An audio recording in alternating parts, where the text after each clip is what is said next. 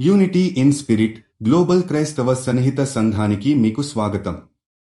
మీరు ప్రార్థన అభ్యర్థనలు పంపాలనుకుంటే లేదా క్రైస్తవ జీవ భాగస్వామిని వెతుకుతున్నట్లయితే mark108.comను విజిట్ చేయండి.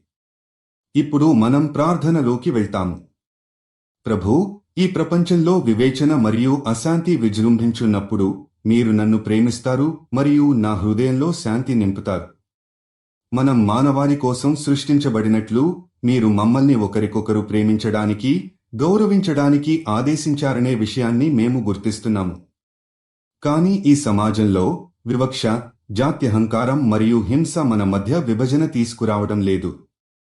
ప్రభూ, మేము మిమ్మల్ని ప్రార్థిస్తున్నాము, ఈ విధమైన ఆలోచనలు మరియు చర్యలు మాయం కావాలని, మన గుండెల్లో ఎప్పటికీ ప్రేమ, సారాంశం మరియు ఐక్యత నివసించాలని. మీరు మనం ఆలోచించే, మాట్లాడే మరియు అడిగే వాటిలో జాత్యహంకారం, వివక్ష లేదా దౌర్భాగ్యాన్ని కలిగించకూడదు. మీరు రక్షణతో మమ్మల్ని నింపాలి, విశ్వాసం, ప్రేమ మరియు ఐక్యతతో సమాజాన్ని అనుసరించాలి. ప్రభూ, మీరు వివక్షను బలహీనపరచి సమాజంలో అన్ని జాతుల, రంగుల, జ్ఞానాలకు మధ్య ఐక్యాన్ని సాధించడానికి మార్గం చూపండి.